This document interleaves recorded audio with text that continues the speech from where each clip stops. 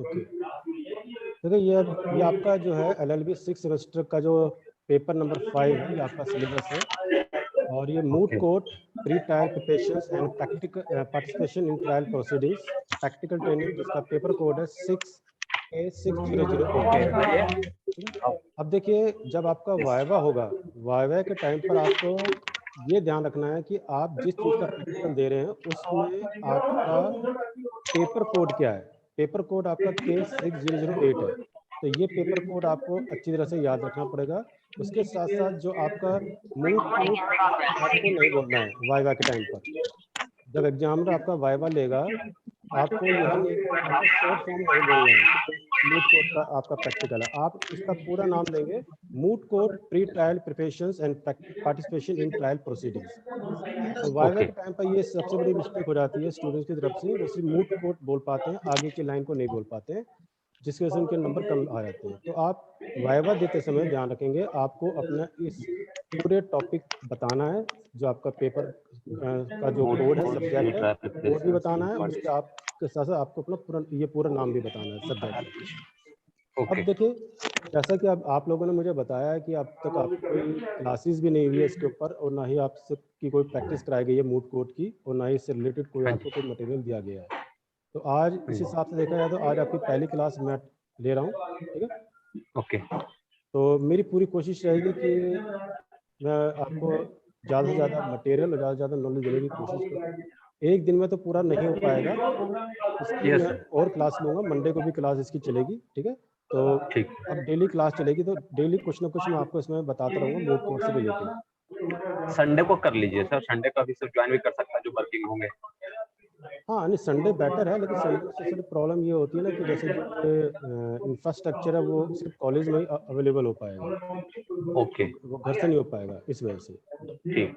बाकी का कोई प्रॉब्लम नहीं, ये है कि मैं अपने कुछ लेक्चर्स रिकॉर्ड कर लूँगा, यूट्यूब पे मैं डाल दूँगा, आप उसको भी वहाँ से देख सकते हैं। It will be great sir, very great sir. Okay, देखिए जो आपका सिलेबस है इसमें देखिए जो ये कह रहा है the course shall be comprise the following. अब इसके अंदर एक पोर्शन है मूट कोड का।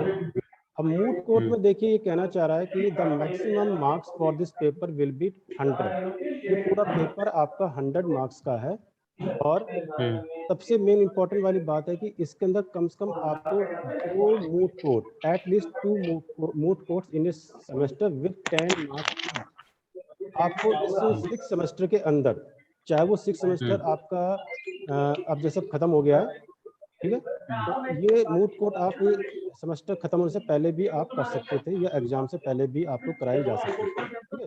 तो उसमें ये होता कि अगर पहले आपकी मूट कोर्ट हो जाती, आपकी फाइल अगर पहले बन जाती, तो अभी इतनी प्रॉब्लम नहीं होती। आपकी फाइल बनी हुई होती, हमें सिर्फ चेक करना होता, साइन करते, और आपकी जो थी वो अधिकतर जो कंडीशन वो खत्म हो जाती।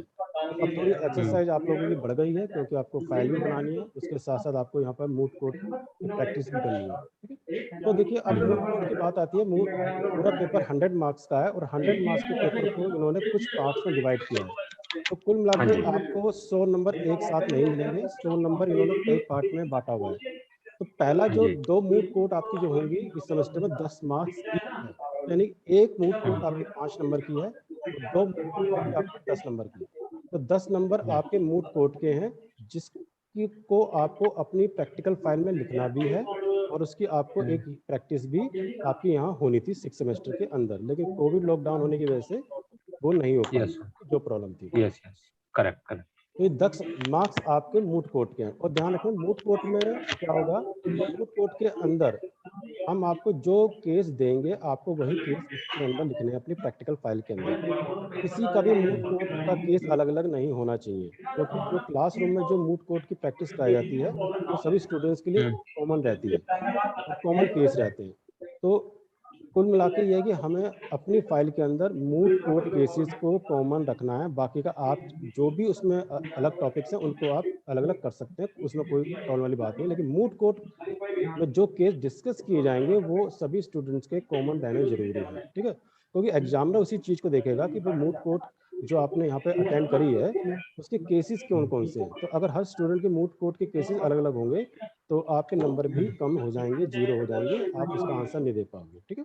तो पहला पॉइंट आपको यहाँ इसमें ये ध्यान रखना है कि मूट कोर्ट आपकी यहाँ कॉलेज के अंदर कराई जाती है, कराएंगे, ठीक है, और उसके अंदर जो केस आपके डिस्कस किए जाएंगे वही केस आपको अपनी प्रैक्टिकल फाइल में नोट करना है एज इट इज, ठीक है। आगे देख कह रहा है the moot court work shall be assigned on problem and will be evaluated for 5 marks. अब देखिए, अब बात ये है कि मूट कोर्ट हम बोलते क्या है। मूट कोर्ट एक हमारी एक तरह से आर्टिफिशियल कोर्ट होती है, एक एक इमेजिनरी कोर्ट है हमारी, एक काल्पनिक कोर्ट है, एक कह सकते हैं एक फिक्टिशियस कोर्ट है जिसको हम बनाते हैं अपने कॉलेज के अंदर। ये मूट कोर्ट बनाने का हमारा जो मेन रीजन ये होता है कि हम स्टूडेंट्स को प्रैक्टिकल नॉलेज दे सकें जो एक कोर्ट के अंदर होती है, एक एक्चुअल कोर्ट के अंदर। क्योंकि स्टूडेंट्स क्या होता है कि स्टूडेंट्स स्टडी करते हैं LLB first year, second year, third year, तो उनको सिर्फ एकेडमिक नॉलेज होती है, बुक की नॉलेज होती है, उनको प्रैक्टिकल नॉलेज नहीं होती है कि कोर्ट के अंदर किस तरह से काम किया जाता है, चाहे वो आपकी डिस्ट्रिक्ट कोर्ट हो, चाहे आपकी वो हाई कोर्ट हो, चाहे वो सुप्रीम कोर्ट हो।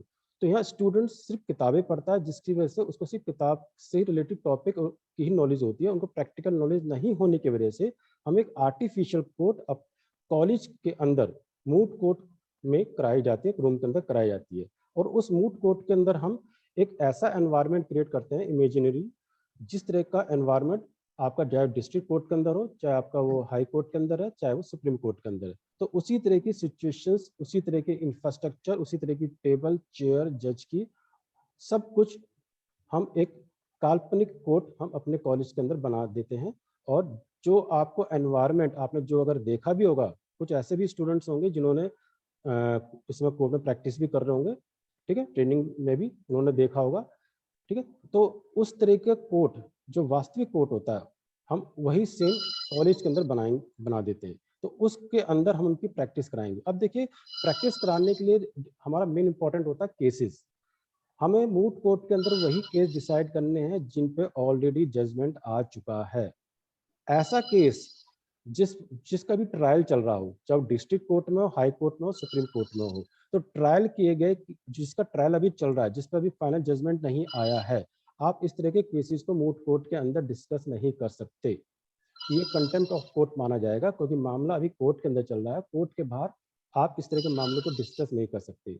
आपने कई बार मीडिया में देखा होगा, मीडिया ट्रायल चलता है, तो कई बार मीडिया ट्रायल के अंदर भी हम किसी भी व्यक्ति को हम दोषी भी करार दे देते हैं, और उसके साथ साथ हम किसी व्यक्ति को हम बरी भी कर देते हैं। तो जिसके लिए कई बार हाई कोर्ट और सुप्रीम कोर्ट ने भी इस पर ऑब्जेक्शन किया था कि मीडिया ट्रायल नहीं होना चाहिए किसी केसेस का, जो अगर कोई केस अगर कोर्ट के अंदर चल रहा है। तो अब देखिए, इसीलिए मूट कोर्ट के अंदर सिर्फ डिसाइडेड केसेस को ही डिस्कस किया जाता है। अब वो केस आपके डिस्ट्रिक्ट कोर्ट का भी हो सकता है, किसी भी डिस्ट्रिक्ट कोर्ट का हो, ठीक है। स्टेट के अंदर आपकी हाई कोर्ट है, किसी भी हाई कोर्ट का आपका केस हो सकता है, या आपका किसी भी सुप्रीम कोर्ट का भी इसमें केस आपका हो सकता है। तो अब देखिए, केसेस में आप वो केस भी ले सकते हैं जो अधिकतर मोस्ट पॉपुलर केसेस होते हैं। तो कई बार हाई कोर्ट या सुप्रीम कोर्ट के कुछ ऐसे जजमेंट होते हैं जिनको मूट कोर्ट के अंदर डिस्कस किया जाता है।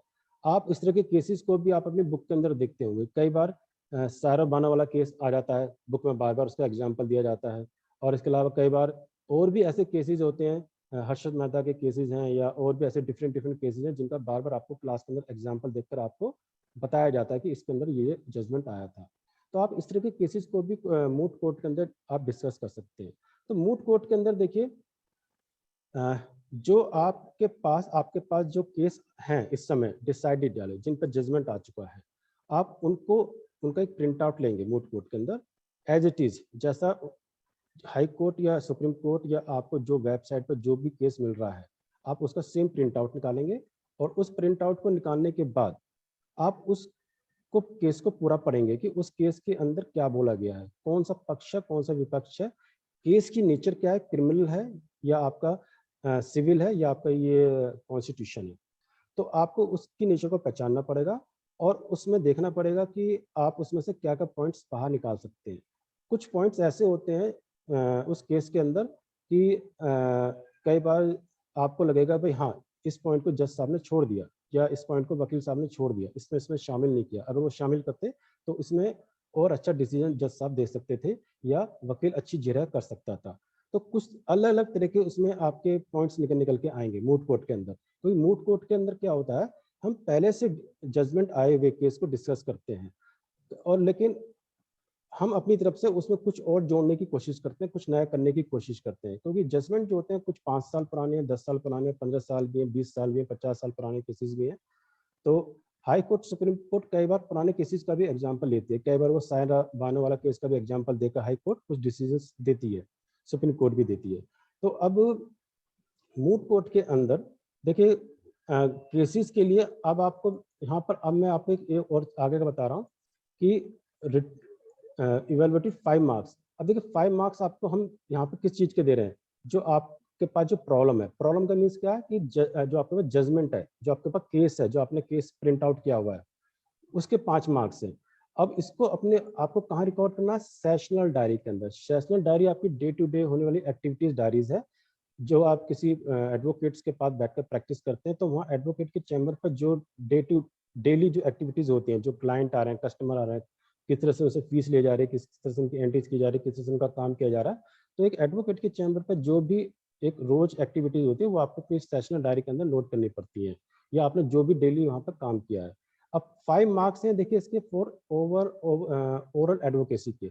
ओरल एडवोकेसी, ओरल एडवोकेसी देखिए, एडवोकेसी कर रहा है, वकालत की बात कर रहा है, 5 मार्क्स। यहाँ हम बात करेंगे एक वकील का बोलने का तरीका, बातचीत करने का तरीका, उसका केस को हैंडल करने का तरीका, जज साहब के सामने जिरह करने का, अपने क्लाइंट को लेकर वो क्या बातचीत कर रहा है कोर्ट के अंदर, किस तरह से अपने क्लाइंट का पक्ष रख रहा है। तो यहाँ पे एक तरह से जो एक एडवोकेट की जो क्वालिटी होती है, जो एक फीचर्स होती है कि एक अच्छा एडवोकेट होने के लिए एडवोकेट के अंदर क्या फीचर्स हो सकती हैं, वो सारी की सारी फीचर्स यहाँ पर 5 नंबर में वो आपसे बात करने की कोशिश कर रहा है। तो उसका बोलने का तरीका क्या है, अगर वो हिंदी मीडियम का है कोई समस्या नहीं, जज साहब के सामने वो हिंदी में भी बोल सकता है, इंग्लिश मीडियम में है तो इंग्लिश मीडियम से भी बोल सकता है। लेकिन हमारे जो इंडिया के अंदर बहुत से ऐसे लोग हैं जो हिंदी में ज़्यादा काम करते हैं, वकील साहब भी और उसके साथ साथ जो उनके क्लाइंट होते हैं वो भी, क्योंकि क्योंकि सब अधिकतर इंग्लिश मीडियम से पढ़े हुए नहीं होते हैं, सब मोस्टली बैकग्राउंड गरीब होते हैं, काफ़ी कुछ गाँव के बैकग्राउंड के होते हैं। तो हिंदी में जो बातचीत की जाती है जज साहब के सामने, जो जिरह की जाती है, वो बहुत ज़्यादा इफेक्टिव होती है एज कंपेरिजन टू इंग्लिश जो माना जाता है, क्योंकि हिंदी में हम अधिकतर डिटेल में बता सकते हैं और इंग्लिश में एक लिमिटेशंस होती है वर्ड की, और जो आपके क्लाइंट हैं वो भी हिंदी में ज़्यादा अच्छा समझ सकते हैं। तो ऐसी कोई रिस्ट्रिक्शंस नहीं है कि भाई आप पूरा हिंदी में बोलेंगे इंग्लिश में बोलेंगे, आप हिंदी और हिंदी इंग्लिश दोनों को मिक्स करके बोल सकते हैं। जो चीज़ आपको मूट कोर्ट में सिखाएंगे वही आपको एज इट इज आपको वहाँ रियल कोर्ट में मिलेंगी। तो यहाँ एडवोकेसी में कुल मिलाकर पर्सनालिटी डेवलपमेंट की बात हो जाती है एक एडवोकेट की। तो पर्सनालिटी कैसी है, उसके पर्सनालिटी डेवलपमेंट, पर्सनालिटी के क्या ट्रेट्स होते हैं, तो यहाँ एक एडवोकेट्स के बारे में यही बताया गया है। तो ऐसा नहीं होना चाहिए कि भाई एडवोकेट्स बात करते समय अटक रहा है या वो केस को सही तरह से नहीं प्रेजेंट कर पा रहा है, उसको ये भी नहीं पता कि भाई उसके जो क्लाइंट हैं उसका उसका बैकग्राउंड क्या है, या वो सही से अपने केस की प्रिपरेशन नहीं करके गया और जज साहब के सामने जाके भूल गया और जज साहब पूछ रहे हैं कि भाई ये केस था, ये पॉइंट आपने पिछले बार भी डिस्कस कर लिया था। तो ये एडवोकेट की क्वालिटी के बारे में बात कर रहा है कि एडवोकेट की पर्सनालिटी कैसी होनी चाहिए, एक ओवरऑल पर्सनालिटी होनी चाहिए ताकि ये लग सके कि वो एक अच्छा एडवोकेट है, वो जज साहब के सामने अच्छी जिरह कर रहा है, जज साहब को संतुष्ट भी कर रहा है, अपने क्लाइंट को भी संतुष्ट कर रहा है, और उसकी जो पर्सनालिटी है वो अपनी पर्सनालिटी से अपने आसपास के लोगों को भी इम्प्रेस कर रहा है। आसपास के लोग यानी कि जो वहाँ पर उसके मित्र एडवोकेट होंगे या और भी वहाँ पर जो क्लाइंट होंगे। तो देखिए अब ये आप अलग अलग नोट कर लीजिए कि 100 में से आपका 10 मार्क्स तो आपका ये मूट कोर्ट का हो गया, ठीक है, और 5 मार्क्स आपके ये असाइन प्रॉब्लम्स के हैं, और 5 मार्क्स आपके एडवोकेसी के हो गए। तो ये आप 100 मार्क्स का फ्रैक्शन कर लीजिए अलग अलग, ठीक है, आपको मार्क्स कैसे कैसे यहाँ पे दिए जा रहे हैं। अब देखिए गाइडलाइन की बात आती है, मूट कोर्ट में आपको जो हम प्रैक्टिस कराएंगे, तो मूट कोर्ट के अंदर देखिए कह रहा है कि 8 से 10 स्टूडेंट्स का इसमें ग्रुप बनाया जाएगा, 8 to 10 स्टूडेंट्स, मिनिमम 8 मैक्सिमम 10। अगर स्टूडेंट्स कम है तो कम का भी ग्रुप बन सकता है, अगर ज़्यादा है तो उसमें ज़्यादा का भी ग्रुप बन सकता है। लेकिन 8 या 10 स्टूडेंट्स का कहने का रीज़न ये है कि ज़्यादा स्टूडेंट्स अगर हो जाएंगे तो फिर उनमें आपस में डिस्प्यूट भी हो सकता है और वो ज़्यादा अच्छे से समझ नहीं पाएंगे। तो छोटा ग्रुप अगर रहेगा मूट कोर्ट के अंदर, वो आसानी से नए नए फैक्ट्स भी निकाल सकते हैं जजमेंट में से, और नए अपने व्यूज़ भी दे सकते हैं, और सबको पार्टिसिपेट करने का मौका भी मिल जाएगा। तो इसलिए छोटे ग्रुप बनाए जाते हैं इसी वजह से। अगर 100 स्टूडेंट्स का बैच है तो 10-10 के बना के 10 बैच बना दिए जाएंगे। अगर कम है तो उस हिसाब से कम का बना दिया जाएगा। तो कम बैच कम ग्रुप जो होता है वो ज़्यादा इफेक्टिव होता है as comparison to the large group. अब इसमें देखिए जो ग्रुप आपको स्टूडेंट्स हमने तो इसमें बना दिया 8 से 10 स्टूडेंट। अब इन स्टूडेंट्स को मूट कोर्ट में केस का डिस्कशन करना है। अब केसेस क्या होगा, केसेस जो आपकी फैकल्टी है वो आपको देगी, ठीक, या कॉलेज के अंदर जो एडवोकेट्स हैं पैनल पर वो आपको देंगे। अगर आपको लगता है कि आप कोई मूट कोर्ट का केस आप ऐसा जानते हैं जजमेंट